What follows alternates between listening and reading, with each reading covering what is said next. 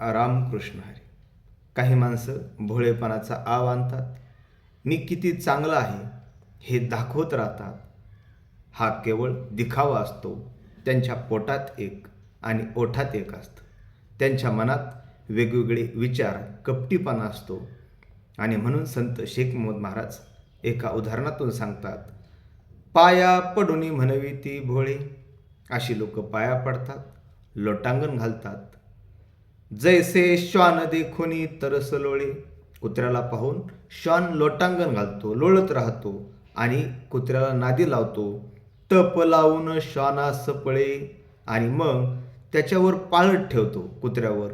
आणि श्वानाला तो डोंगरात घेऊन जातो. कशासाठी? तर डोंगरी भक्षावया. आणि कुत्र्याला तो तिथं जाऊन खातो. अशा प्रकारचे माणसं हे पाळत ठेवत असतात.